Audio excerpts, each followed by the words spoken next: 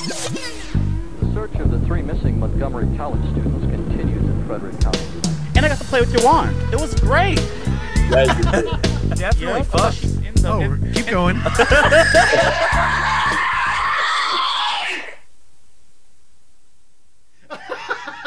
How you gonna press play and then run away? I don't know. That's Evan. He's a mess. Right. Welcome, Ian, with Thank your you. long-ass names. Explain this name to us while we waiting. All right, so we got this Ian Francis Nordamand Xavier Pizza Tripp. All right, so Francis is my middle name, and Tripp is my legal last name. But my parents are split, and so Nordamand is my dad's side's name, and then Xavier is my grandpa on my dad's side, his middle name, and then Pizza. When I was in 4th grade, I just loved pizza so much, I started signing my my papers as Pizza Tripp, and my teacher just thought it was charming, and she let me do it, and it's just kind of funny to look back on now. She thought it was charming. Was this not one of those instances I've been seeing on the internet, right? No. What the hell? She didn't think it was that charming. Okay, so I like this because all of those have meanings to them, and I thought this was just a joke, some kind of where, but it's No, literally. that's just what I was. That's Oh, would I just love call it. myself that, you know. Perfect. I'm shocked there was a real answer there. Me too. Yeah.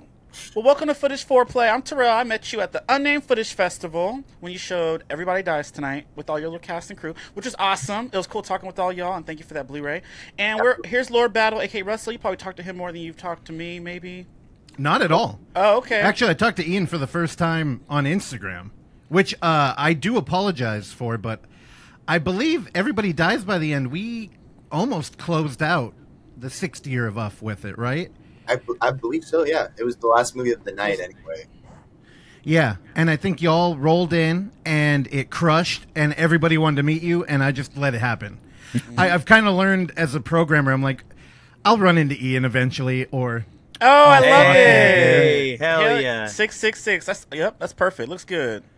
I remember during your screening of Everybody Dies by the End, I didn't realize it was Vinny at the time, right? And so I'm sitting in the back of the theater, and I see a guy with his cell phone out recording the screen, and I'm like, what the fuck is going on in here right now? Like, are people just recording this fucking movie? And I get up to go, like, tell him, you know, to put his phone away, and I realize, oh, it's Vinny. He's recording the movie he's in. He's awesome. I think it's Vinny in the new one. Did he make that cameo, or am I crazy? Yeah. No, he that did. was him. Okay. In, And that's Evan, by the way. Evan there talking to you with the messed up What's up, Evan? headset. How you doing, man? Yep. Yeah. Okay. Hi, Ian. Good to see you again. I think we've talked a couple times on the internet too, right? Yeah, we have. All right. Yeah, Evan's aggressive online. He He probably sure is. He be in everybody's DMs. Period. Nice. So tell us about, you got something coming up. You got Sincerely Saul. So you and these names. I don't know. That's his name, Saul. This movie is very interesting about a guy trying to lose his virginity before he's 27, right? Yeah. Is this how virgins act? I mean, do you have this? Is this from personal experience? Were you still a virgin? Are you still 27 yet? No, I'm 29, and I'm not a virgin. I was never threatening to kill myself if I didn't lose my Oh shit! Congratulations. Thank you, sir. Thank you. Oh my god! Very So I was great. like, this is crazy. 27. They got like this, but I figured you weren't because you're a director. You'll probably get a lot of panties getting dropped. I mean, I would. But anyways, but this movie was interesting. So tell us a little bit about this movie because it ain't out yet. When is it coming out? And I'm trying to get it on some screens, and then I think we're gonna do like DIY four-walling it in December because it's a fucked up Christmas movie. So we gotta play it in the winter. Yeah.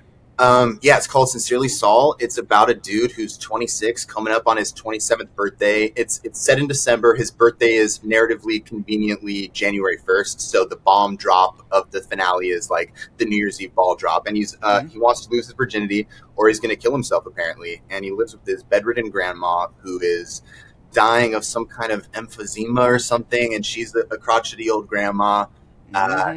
It's a feel bad holiday season movie, and it's just super mean spirited. But what I'm proud of is I think we nailed a very tight balance of you want to hug the dude and punch him in the face at the same time, and that's just a credit to the wicked performances. We got Ryan Schaefer, my best friend. He co-directed Everybody Dies. He plays Saul or Saul, and Saul, yes. Yeah. He was great in that role too. He was too convincing with them ding dongs and shit.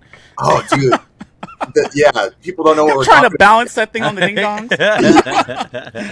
And I was supposed to get him a glass of milk, and we'd have it off shot. And it's a one take Jake because I only had one of those firework candles. Oh. And as we started rolling and the candle was lit, I'm like, oh, you know what? There's no milk there.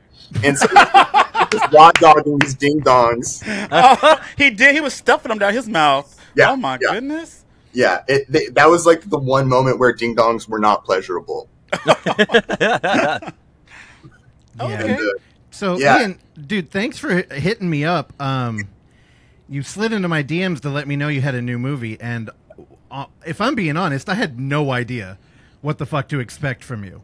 Coming out of Everybody Dies by the End, it felt like it could have went one of two directions. One, an incredibly like serious art house piece, or I was almost thinking like a slapstick comedy, and you kind of hit me right in the middle. Yeah, we haven't talked about this. We've all watched the movie now, Okay, cool. but I think the way I would describe it is Eraserhead meets Napoleon Dynamite. Do you think that's fair? What I pitched it as Napoleon Dynamite starts hanging out with Gummo, and Gummo introduces him to Eraserhead. Oh, yep. Yeah. Okay. Gummo. Yeah. You know that movie. I had Gummo Eraserhead and Napoleon Dynamite. That's awesome. He always cut me off, Ian. You'll learn today. Anyways, but Gummo comes up a lot in this household over here with Russell. Even Evan bring up Gummo. I ain't never seen Gummo. It's a really hard movie to watch. It's like borderline, not even quite disturbing, but there's something about that movie that it just feels like you couldn't have made that movie without doing some unethical shit. Yeah. How did they have access to so many convincing dead cats? Yeah, dead cats. Oh, yeah. If you're upset by animal abuse, there's so many scenes I don't care. With dead cats. Okay. Oh, yeah. I'm pretty sure they just had dead cats on Unless set. they're dead rats, then I would definitely be happy. Like, I hate rats. They're disgusting. No dead rats. Well, they need to be. You didn't even skip a beat there. I don't care. Kill all the animals. I think Gummo you'd probably have fun with, Terrell. I don't know if you could hang with Eraserhead, though. But you love Gummo. I do. Oh, Eraserhead. But I also love Eraserhead, too. I love Eraserhead, too, but Terrell would hate that shit. I think Eraserhead's the most empathetic of those movies. Napoleon Dynamite aside, Napoleon Dynamite is truly a feel-good movie. Yeah, I like that movie. Yeah. I also kept thinking about Human Centipede 2. That was I watched. That was in my inspiration list, not quite for character, but for image and tone. Okay. Because, Eraserhead, you get that by the character study, and clearly your sound design must have been influenced, where you get that kind of like desert wind, but you're in your bedroom. Yeah. And I kept thinking about Human Centipede because that movie, the backdrops were just so like modernly disgusting, where I felt like in Eraserhead it wasn't. Lynch was doing that kind of 50s vibe. Yeah. Like you had like a backdrop of like video games and comic books, which I thought was really interesting here. Yeah, because like I'm a kid of the '90s, and so I think the movie kind of feels like it could be a film from the '70s or the '90s, but I think it's just like a culmination of like the movie's not really set in any particular time period. It kind of feels like a vacuum of memories. Like the grandma's room feels like it's straight out of the 50s. Then Saul's room feels like it's straight out of the 90s. And so, he has like DVDs, but he's playing a pixel art game, and his phone is an analog phone, but he tells the pizza guy to call him when he's outside. So cell phones exist. So you're like, I was thinking that the whole time. It was like a cool mixture. Yeah, of just random fun times. Fact, I was a pizza boy. I'm the pizza boy of the movie.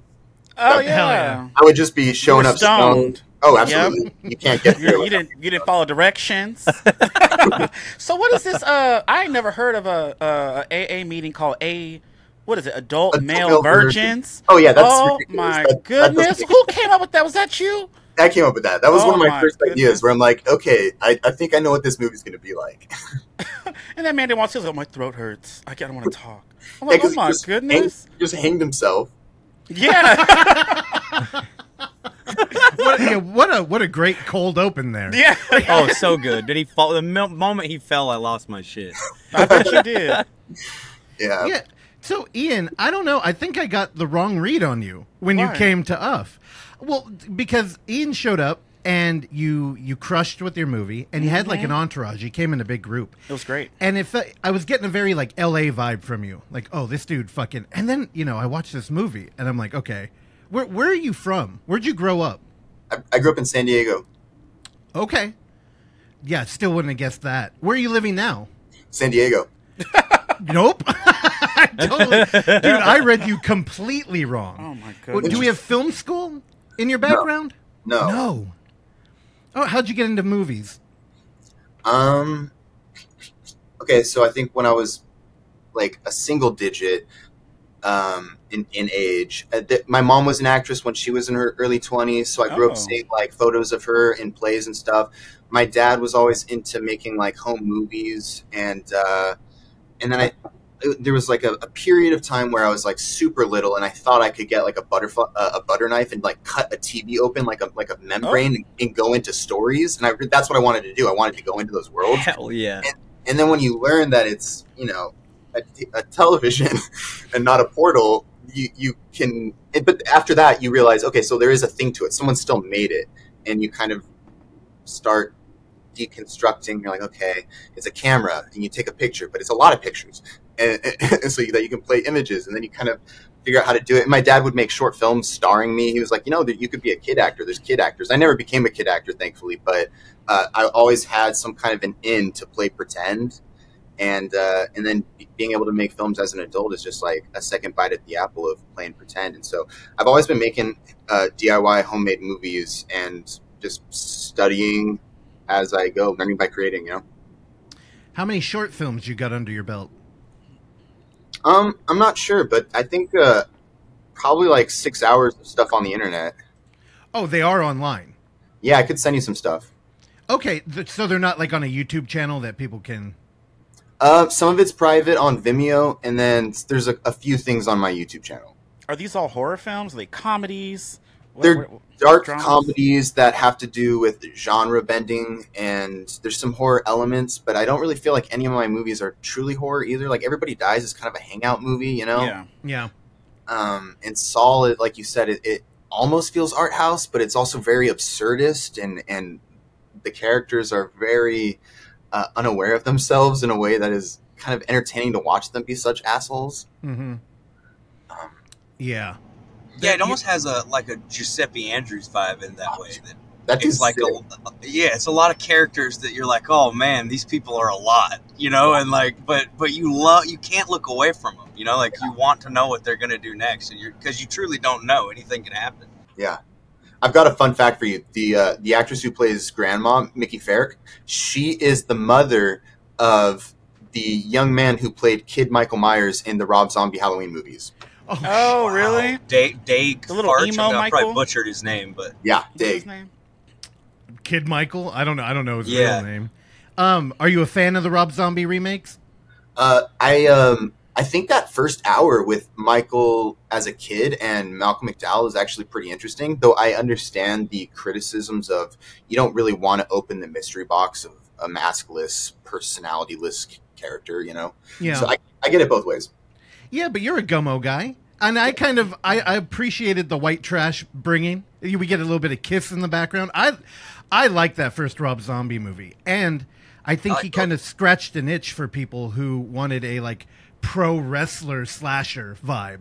Because when who is it? Is it Ken Forhey that he kills in a bathroom stall right at the beginning of that? Yeah. He's like the trucker. He gets it. He takes his overalls. He's gigantic too. He's just a big Myers. motherfucker. But The first one was solid. The second one was stupid. I don't want unicorns in a fucking Michael Myers movie. He has it's Ken Forey with a Rick James vibe. Is he behind us? Is who behind you? Him. He's Evan. Oh, my dog's back there. Oh, you mean like I thought you were saying somebody behind him with the dog. No, like a lag. I don't know, maybe a little bit. So, Ian, what are you, a horror guy or like a film guy? Yeah. Okay, I get it. Do you collect physical media? Is that what we're seeing behind you? Absolutely. Oh yeah, I seen that right away. What do we got back there? Are you like Criterion, Scream Factory? Arrow. There's some Scream Factory over there. I just kind of buy what I'm interested in. I mean, there's Napoleon Dynamite's over there. I see The Nice Guys with Ryan Gosling. Chinatown's right next to it. I've got Parasite, but then I've got a shit ton of horror movies. I love 80s era horror movies. I think they like that was pretty peak story vibes. And then maybe I think these are 4Ks. Okay. So you're an 80s guy. Did you check out Maxine? I haven't seen it yet, but I'm gonna see it. Okay, I highly You recommend should it. watch that right away. And what about this year? What movies you seen this year that you thought was pretty solid? I loved Furiosa. Oh, okay. Yep. A good year for desert movies. Dune 2 really spoke to me. I saw that movie a few times in theaters. Oh, Dune 2. Nice. Did you get the Denissi bucket? I didn't get it. You didn't get the bucket? That was a must-have. It's sitting. I have it on the shelf.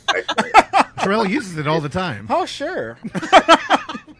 Definitely. Just Are you a bucket guy? Do you do merch or just movies? Am I a bucket guy? Like popcorn bucket? Yeah. I'm not He makes fun of me. I'm not a bucket guy. Yeah, I am. I like my movie merch, so if I could see a cool, especially like Alien Romulus is coming out, and they're having some really cool bucket exclusives at AMC, Regal, and Cinemark. So I'm excited. Yeah, You gonna go see it at all of them, Terrell? Go see it at each theater? I don't know, probably not. I'll just go get my bucket. I don't know. We'll see. I'm Okay. excited. Fede Alvarez met him at Monster Palooza. He was hella nice. They showed that little sneak peek, and I'm really excited for it. Mm-hmm. Yeah, and they made that VHS tape. Yes. He was showing me. Yep. They sent that out to like people for press and things like that. It's weird. I feel like 80s movies are having a renaissance right next to 90s movies, too. Yep. And with like long legs, it's funny that you said with your new film, it could be like 70s or 90s, because long legs is the same vibe. Yeah. And there's like a little bit of mixed media. Are you an Oz Perkins fan? You know what? I don't think I've seen a single one of his movies, but I think I should. Gretel and Hansel. That's mine. I haven't seen any of them either. That's a great one. It's like a dark fantasy movie. Mm-hmm. He also made the Black Coat's Daughter, I believe. Yep. It's called, Yep. right? I heard good Yep. things about that. People love that movie for some reason. I gotta rewatch it because that shit was boring as hell. But I like Long Legs. Long Legs is great. Yeah, you know, I think in the next episode we record, I'm going to talk about the pretty thing that lives in the house. Oh and God, please don't. yeah, well, I can't. I have to. It'll help with the long legs thing. But you know, I'm sitting here grilling you, Ian, because I'm trying to figure out. You made a movie. Sincerely Saul kind of has a like lol cow, kind of love him and hate him vibe character, and then your movie Everybody Dies by the End has a like cult icon at the center who's imploding. And you know, yet all the films you mentioned, I almost expected you to be like a oddball, like outsider art guy, like with The Room or like some Neil Breen back there.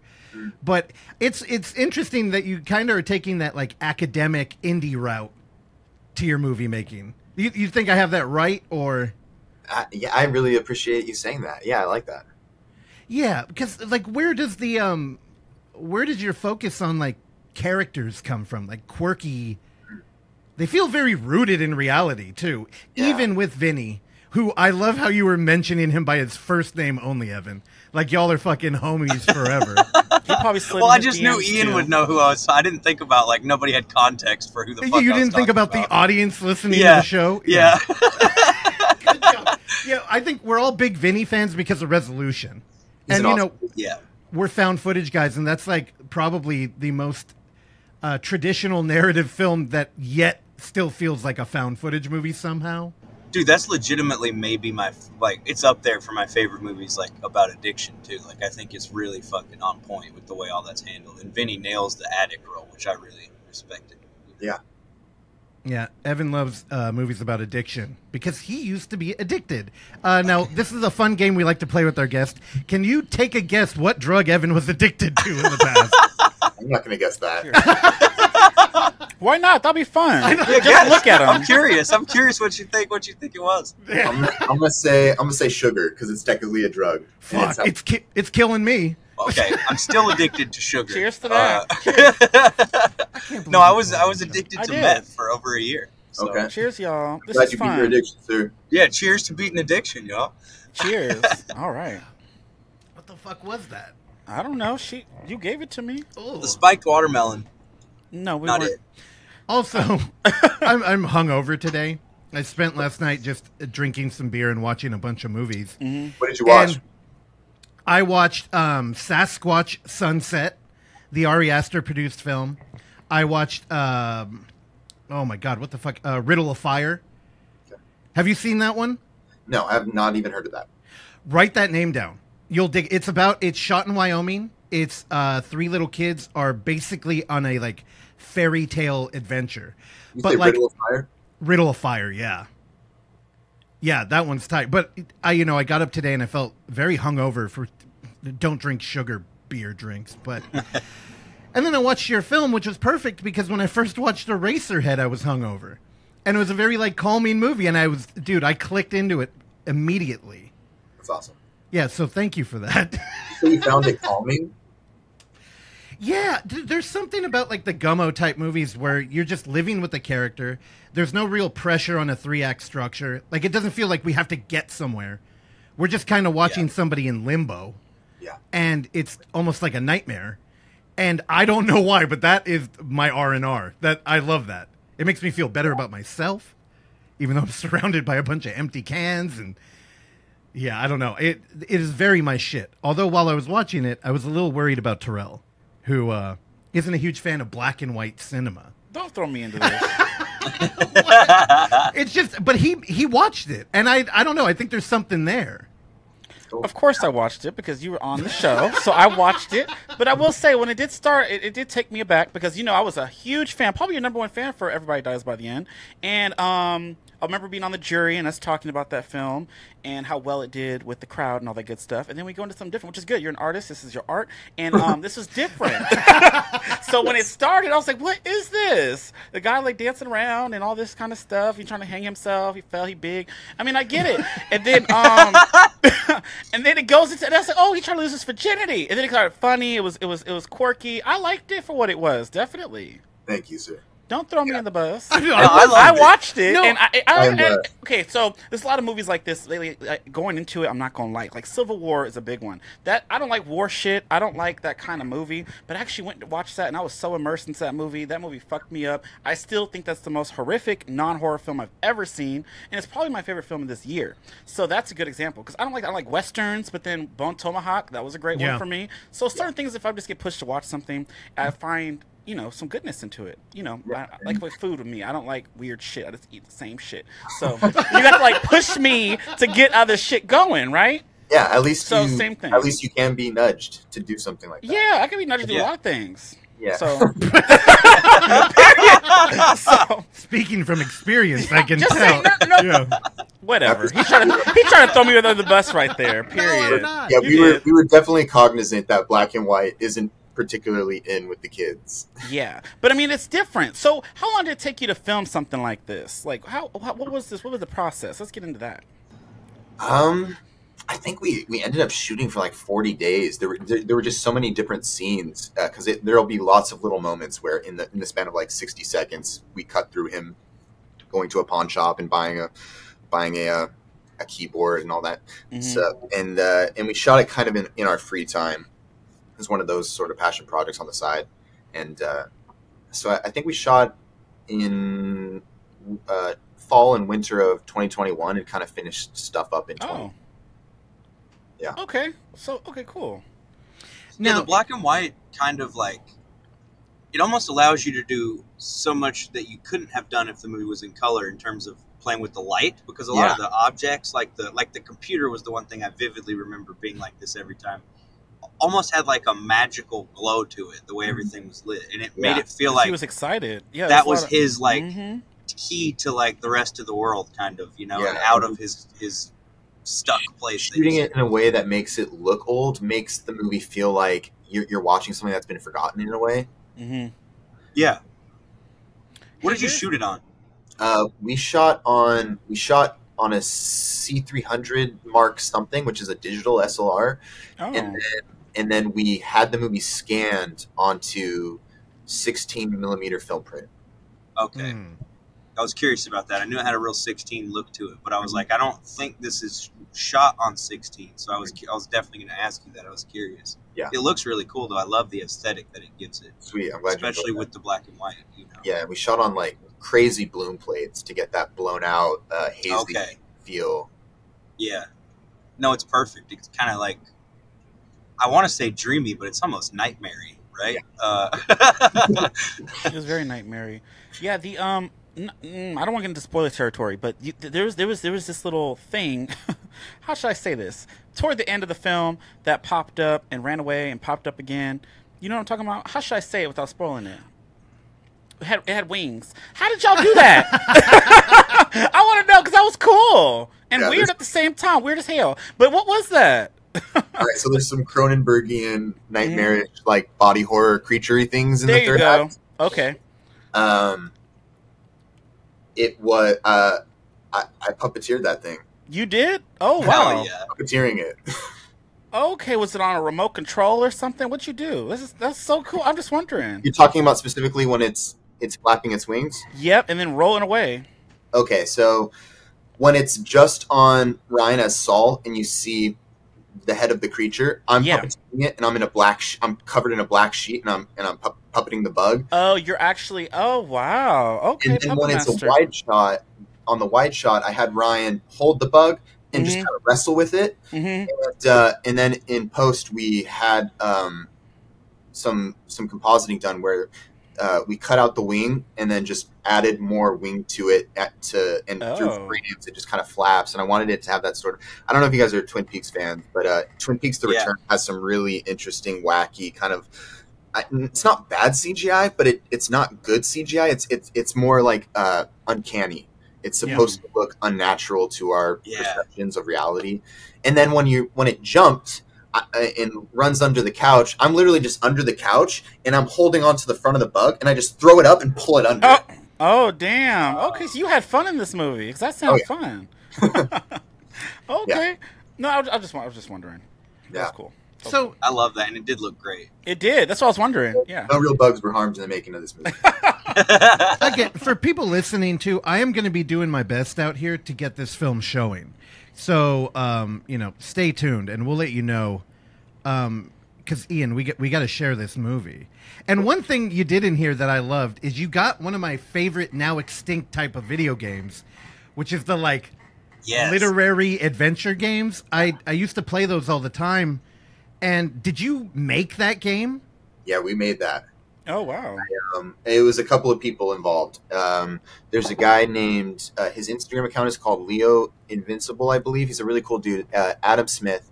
And I sent him some image ideas, and he painted those backgrounds. And he does really cool, cryptids kind of art, where he'll get photoreal elements and then paint creatures into them. I highly recommend his art. Really cool stuff. I'm going to have him do an 8-bit poster for Saul. And and then when it's the video game where slight spoiler, it's Vinny as a video game character is punching the dude and he's just mashing it over and over again. We've filmed that for real, and then had Adam just paint over it and make frames out of that. Yeah. So Vinny's a big dude. How tall is Vinny? He's tall.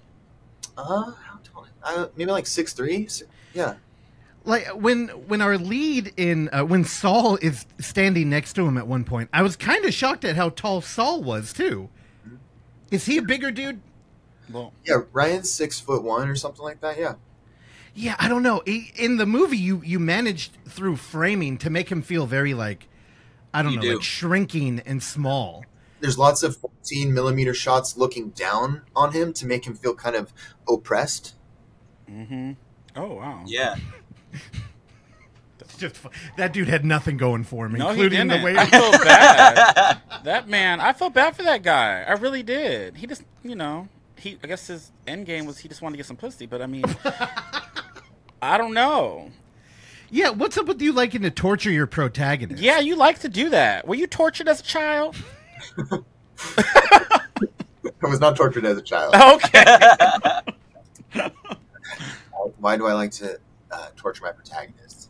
I think because there's an empathetic value to surviving your suffering as a character. Mm-hmm.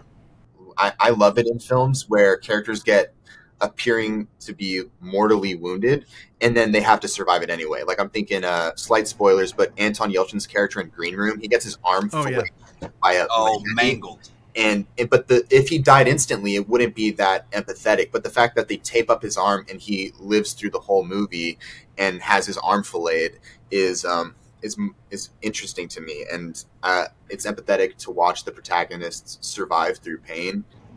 I think that's why it's more interesting in a Saw movie when a character survives a trap, because now they're mortally changed in a way that they're going to have to endure that for the rest of their lives, you know? Mm-hmm. There's one Saw movie where they had like a support group for people who survived. But that was like such a good little nugget of an idea. Saw 6.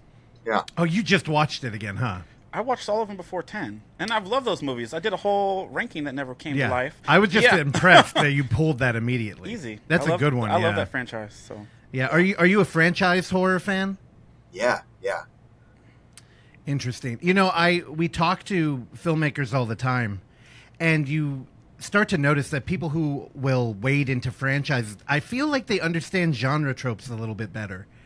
Like, because, you know, a lot of franchises, you're essentially, especially with like Friday the 13th, you're kind of remaking the same movie over and over. Right. And, you know, if you push it too far, you can get your audience to turn against you. And I think sometimes the audience is incorrect, like Jason X. I don't think that broke any tropes, but thematically, I love that movie. Yeah, it was ahead of its time. Mm-hmm. But like with Saw, I really like where they're going. And you talked to Shawnee Smith, right? I did. Well, did she tell you about the new one coming out? A little bit, yeah. That Blu-ray Tuesday should be dropping soon.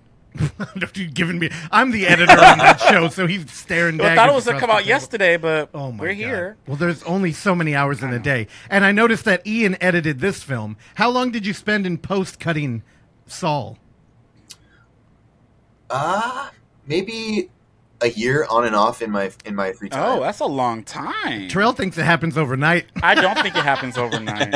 Yeah, the coverage was easier to edit on Everybody Dies because a lot of the scenes are oneers, so you kind of have to, and there's no multiple cameras, so I can't really edit them, or it would break the logic of the movie. So that was a little. It was tougher. It was tough and easy. It was tough in the sense that you have to pick one take for the entirety of a scene, but it's also then easier once you pick the take. And then going into Saul and my third film, it's like it. I think essentially I could cut one scene a day because I really look through every inch of every take, and I'll use one fraction of one take, and I'll use another fraction of another take. I just love finding coverage and performance. I think it's a very interesting and intuitive process that I just really enjoy making sure I feel good while I'm doing it. I can't let it be monotonous. I love the discovery of it, so it's always an experimental process. Definitely. That's where all the magic happens. So speaking of franchises, have you thought about making any sequels to any of your films, like Everybody Dies by the End, or maybe survive the new one, Sincerely Saul? Yeah, no sequel for Saul. I like to leave that as a one and done, and especially I don't think any of those actors want to keep living as those characters. No. I think Everybody Dies was a much more fun movie to make. Oh, yes, it was. Mm-hmm. And Saul was like, I'm very grateful we got to make Saul. I think it was one of those movies where we could only make it at that window of time. And move on from it in a way. And then my third film is it's kind of like there's a masked character in it, but it's not like a slasher movie. It's more like a Donnie Darko-ish kind of thing. Oh, okay. And what is this called? It's called Normie. And Normie. It's kind of like a friendship thriller. Oh, okay, I see. Oh, I love that term, friendship thriller. Yeah. That's great. So none of these you feel like you could you don't want to do a sequel to? We'll see. Yeah. Oh, that's cool. I'm just wondering. We're talking about franchises. Nice. Yeah. His movies usually end with the character, the lead, killing themselves. Yeah, no, I get it. So, I mean, you could do it. So, you know, we haven't talked since we showed Everybody Dies by the End, and which I should mention, you won the audience award for. Mm-hmm. It got voted Best Feature. And I'm curious, how has it been received out in the world on the internet? Yeah, it's been a pretty mixed, generally positive. Some people really like it. Some people, it didn't quite work for them. And then I think on IMDb it's got a 6. On Letterboxd it's got a 3 out of 5. And then on Rotten Tomatoes there's no user reviews yet, but I think it's got like an 80 from critics. Oh wow, that's great. There's not that many. there's not that many reviews yet on Rotten Tomatoes, so I imagine it'll probably ratio out to more like a 60% if it gets more, which is just kind of the general consensus. But I'm pretty happy with it, the reception. I feel like as far as the people who get it and appreciate it, I think they understand what we were going for. And then I think I understand the criticisms of some people feeling like it's either a more abrupt third act or an ending that maybe they just one interviewer said, not an interviewer, a reviewer said that how do I put this? The ending didn't, it felt abrupt for him, but he also devil's advocated himself that he maybe just liked the characters and wanted them to keep going. Yeah. Okay. And I think that means your movie worked. And then for some people, they kind of felt like, how can people be so complicit to such a maniacal plan that harms everybody? And I do feel like there's maybe some backstory that justifies it for me. Like there's I'll spoil some stuff because it's out, and maybe if you hear a spoiler, you want to go watch it. But there's an actress character who ends up being complicit to kill herself for her scene. Yeah. And what we had created for her, essentially in the backstory, that's kind of I for whatever reason I wanted to be more subtle, and I cut out a lot of backstory and leave it to more interpretive moments. And I think Ileana really killed it with that. And so the backstory of her character is that she lost a child, and she was an actress, and she sort of lost her way and was in mourning and solitude. And Alfred, in whatever his maniacal plottings, found her and took advantage of that and manipulated it into getting what he wanted out of this character for his actually deathly movie. And then there's other things like the douchebag of the character is the only dude who actually speaks up, like the dick on a movie set who like speaks up to danger, you know? Mm-hmm. Yeah. But yeah, I love those characters, and I think we could still do more with them. Maybe in some like The Office style anthology, because there's a 10-year hiatus after that destructive interview, and then when he makes the movie, so we could do something where I had ideas for anthologies with the red shirts. Oh, Okay. I like cool. that. Yeah. It'd be kind of more just like slice of life nuggets of them doing weird shit for the movie. Yeah, thank you, first of all, for removing context. And that sounds like a weird thing to say, but I think a lot of found footage filmmakers or in-world camera creators, they kind of get caught up in traditional film trappings. And I think when you're making an authentic thing and, with Everybody Dies in the End, you have a lot of oneers, and it's a movie born of a moment. I don't think you would get much context. And I think Vinny does a great job of being a lovable, what feels like a criminal almost. And it would not surprise me for him to do some very like dark background searches on the people that he was going to cast in a movie like that. Yeah. So I think you're just running up against the fact that you made a movie that's very accessible for anybody, where like a lot of in-world camera, they get very in the weeds, and almost immediately you're like, okay, I'm in some ARG shit. So you're going to get a lot of people who aren't actively thinking, I think, about your character because it's such an easy watch.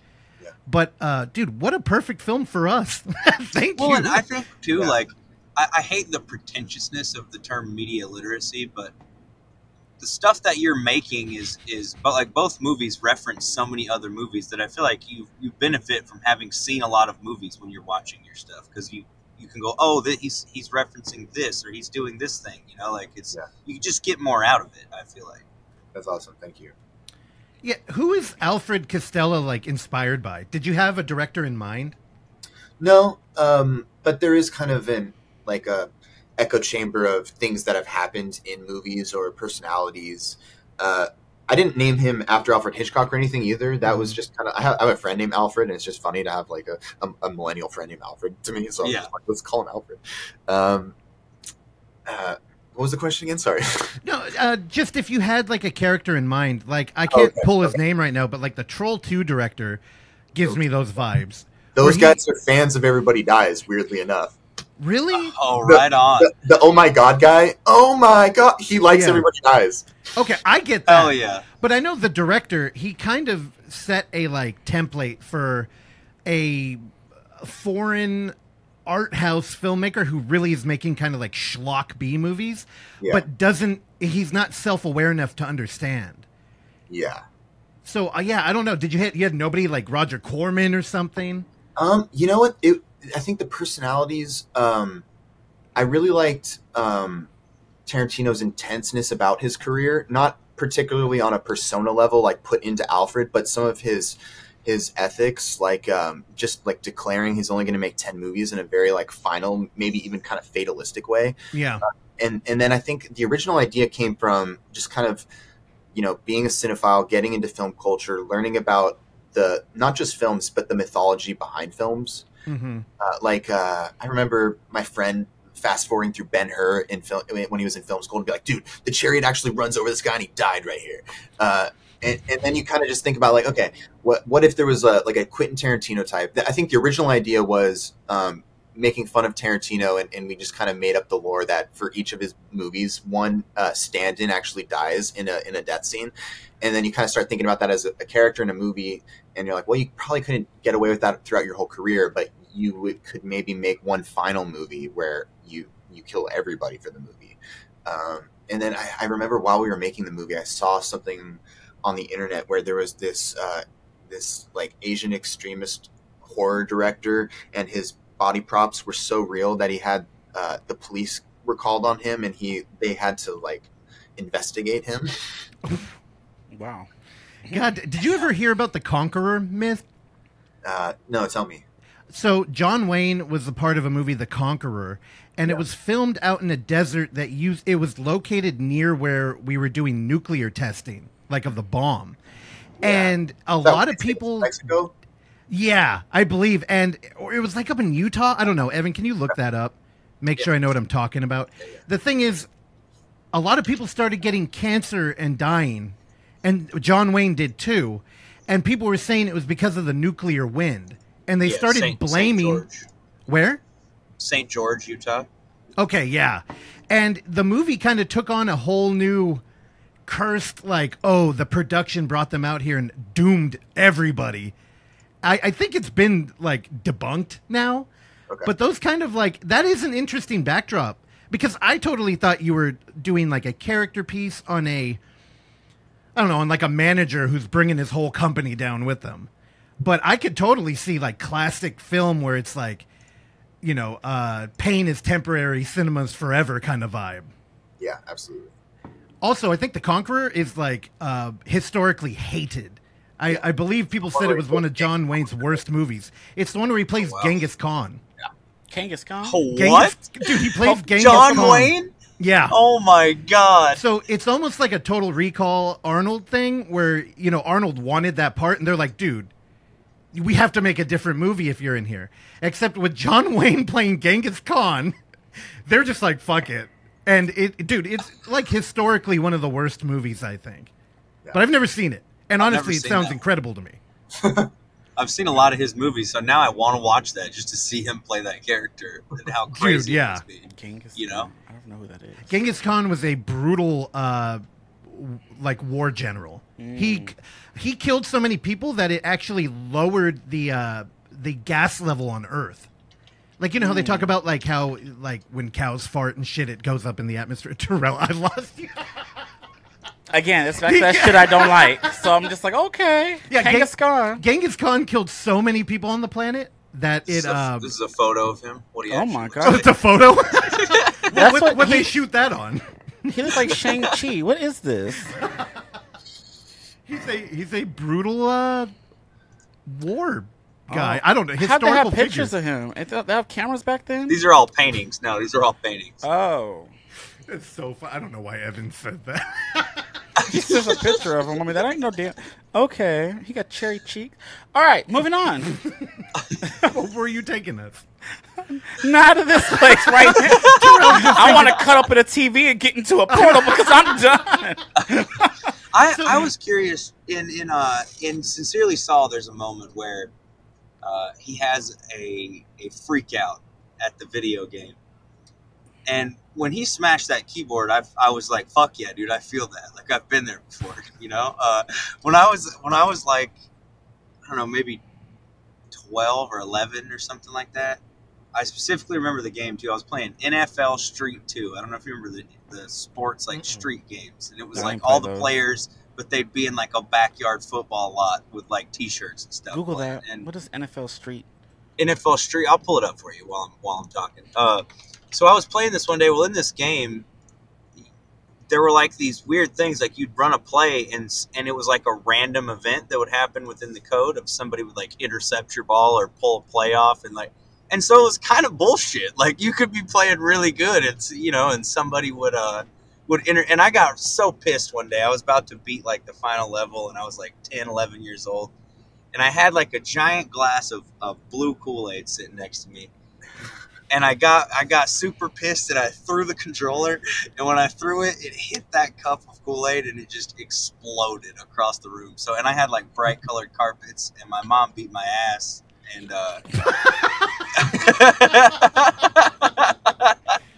and then I had to scrub, Kool-Aid out of the carpet. So, what I'm getting at is I really felt for Saul when he was breaking this keyboard on the desk. And I'm like, fuck yeah, dude. You show that game. So I know, Terrell. We have a psychic connection. Both of us were thinking, at what point do we start roasting Evan? I know. I wanted to. We have a guess. At some point, we both we're like, wait, he's doing it himself. Yeah, I'm dead. Ian, I'm so glad that we could bring you out here to tell Evan's blue Kool-Aid story. Oh my god! Although it does feel like you could make a world that Saul lives in. I mean, we could get you a ticket, fly you to Mississippi, and you could probably shoot something very similar in the shed with Evan. You probably could, 1,000%. There's your sequel, Pizza. Ian, you're welcome. You're welcome Yes. to exploit my life anytime you Sincerely, Evan. Yeah, Sincerely Evan. There you go. There you go. Dude, I would watch it. It'd probably be a little bit more depressing, but I'm in. Oh god. He opens up. He loves to bring up his past addiction. We start right there, dude. It's all Smoking that downhill. cigarette. Oh my! Hitting the dry bong with no water. Well, so Yeah, they Ian, really give me shit for the bong because I don't put water in it because it's just, I don't know, it's more convenient. I don't have to change the water. Because he's lazy. That's what that is. Lazy. Is your esophagus okay? Is it scorched? Probably. Oh my Probably.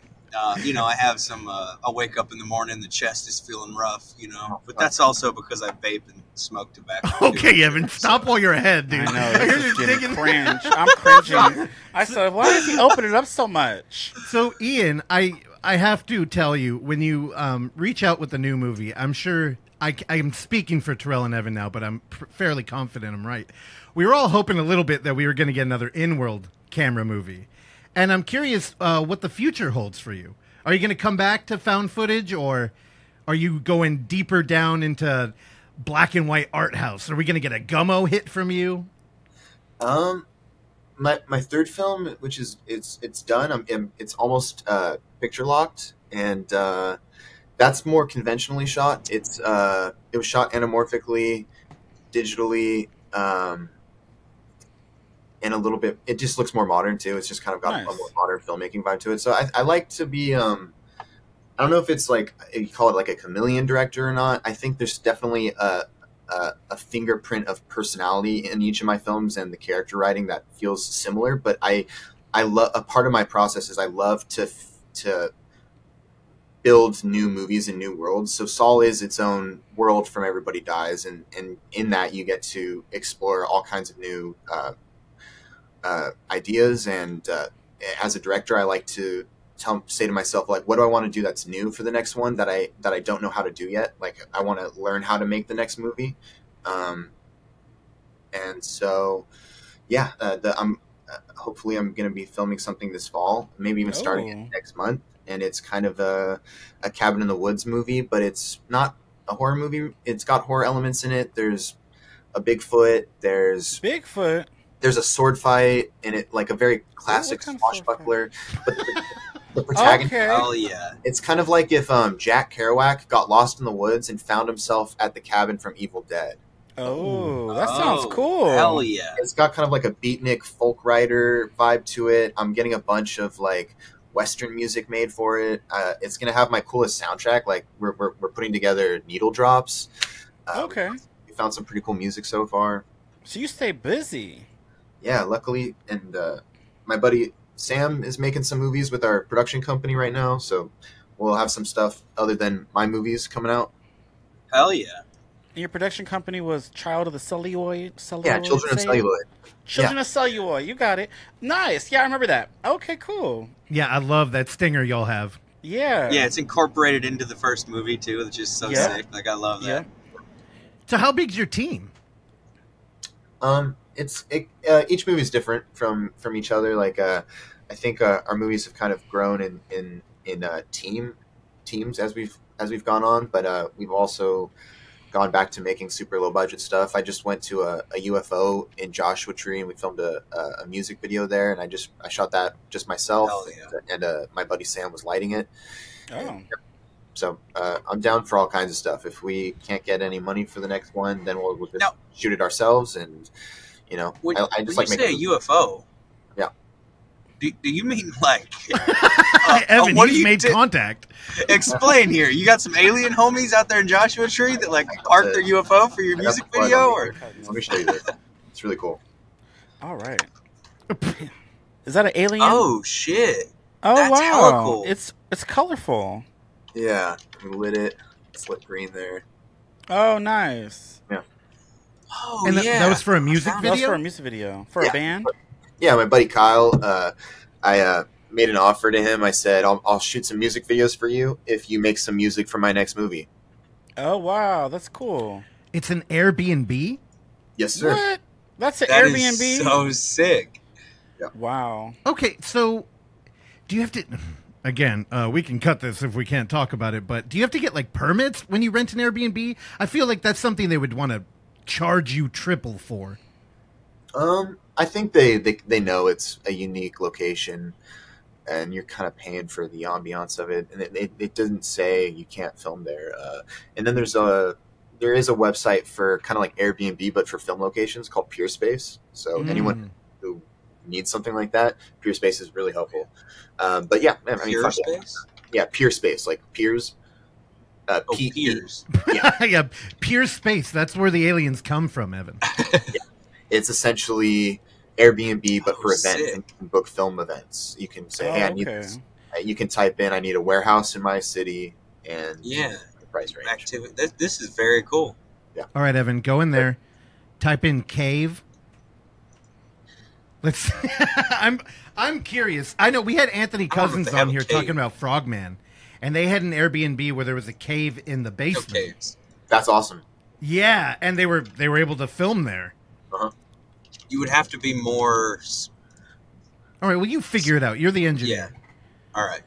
Well, Ian, dude, thanks for hanging out, man. And taking the time. I mean it when I say we're gonna get this movie showing out here. I think it's perfect for the Bay Area. You've really tapped into something that, after watching Saul, I'm shocked more people hadn't done. Like when I mentioned Eraserhead and Human Centipede 2, I really can't think of kind of very like well-paced black and white character studies. And there just aren't any. Yeah. I'm glad you got to come on, and I'm glad you got to share that with us, and I'm glad we got to watch it. But before you go, do you want to plug anything? Do you want to plug any socials? Where can we find you so we can be caught up with all the updates for these films? I'm Trippy Blonde Guy on Instagram, blonde with an E at the end of it, and Trippy like Tripp, Ian Tripp. And I post some of my work on there, and sometimes I post weird stories. And people can watch Everybody Dies by the End on Tubi, right? Yeah, Everybody Dies is on Tubi and Screambox. And then it's on, you can buy or rent it on YouTube, Google Play, Vudu, or I think it's called Fandango at home now. And then my buddy Sam made a movie called Daydreamer, just like a 4-figure movie out of his checking account. He just worked for a year and then made a movie, and I got to star in it. I got to star in an indie movie. I've got a beard that's about a foot long in the movie. Okay. And then we're working on his, so that's going to come out in November, and I think we're going to premiere it in San Diego, and then we're just going to drop it the next day on demand while people take it at festivals. Awesome. So we're just trying different release strategies with different movies, and then Sam's currently doing another movie. I think it's kind of his magnum opus. Like, for as long as I've known Sam, he's been working on this project, which is called the Santa Ana Ripper, and it's going to be a really good movie. Oh, that sounds interesting. So he's shooting that right now. It's a stoner slasher film where a guy's in NA, and all of his NA friends are getting picked off by a slasher killer, and he needs to figure out why to save them.